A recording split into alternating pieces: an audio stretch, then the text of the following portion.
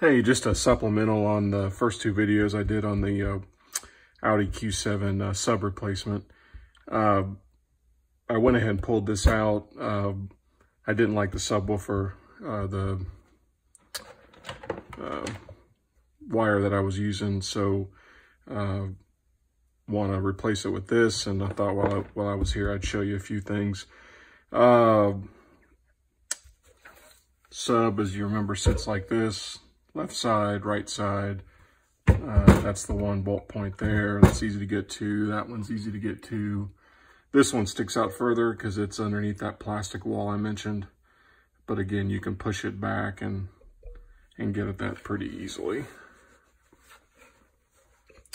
I've got it filled with polyfill. You can see hopefully that wedge right down there in the corner. Again, for the resonance. So that not all the sides are equal. I'm sure there are the subwoofer purists out there will tell me I probably don't need it if I have the polyfill, but I went ahead and did it anyway. The sub itself screwed, but also glued, so all the sides, top, bottom were glued, and then I also caulked it just to kind of get it as airtight as I could. Kicker 8-inch sub comp RT. It is a dual voice coil 2 ohm. So I've got it running series. I didn't mention that earlier. I've got it running series so that it pulls 4 ohms out of the Alpine amp. Sounds fantastic.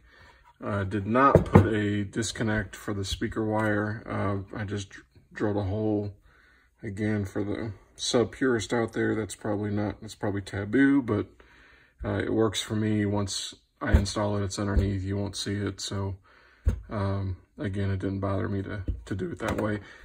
Kicker's a slim line sub.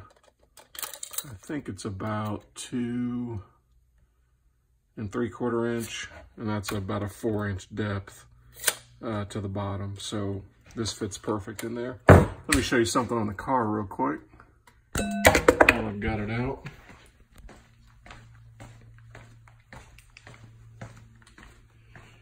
So this is what it looks like without the sub in. You can see the amps installed. A couple things I didn't mention earlier. I tapped into the, this is the wire going to the original Bose subwoofer.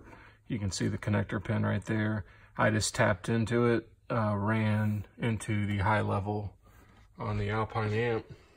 It's auto sensing, so you don't need a blue remote, or you don't have to come over here and try and tap into the Bose connection and find the blue remote. That's self-sensing, so that makes it a real easy install. Again, power going up to the front.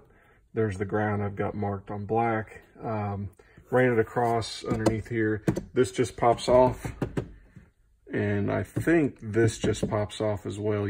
There might be screws, but it's pretty easy.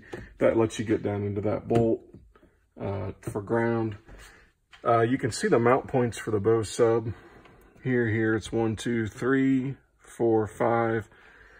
You could, you know, depending on whether or not you needed room, you could just make your own box. This entire length, you could probably put a 12-inch or 2 10-inches, or do whatever you want. In fact, you could probably, if you look at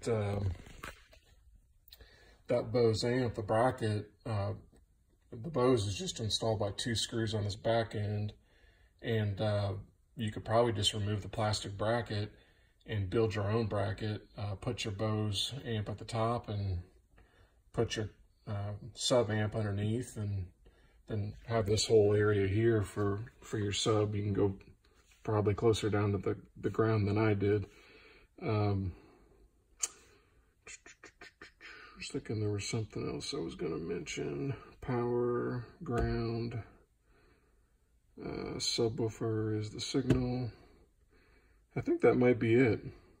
If I think of something, I'll put it. I'll also post on the bottom of the YouTube videos, all 3, the link to AudiWorld forum, where I've got some pictures posted, and I've got these videos posted as well. That's a great forum. So if you ever need any help with Audis, it's a great place to go. A lot of good people write some good helpful tips. So anyway, Let me know if you need anything else. Thanks.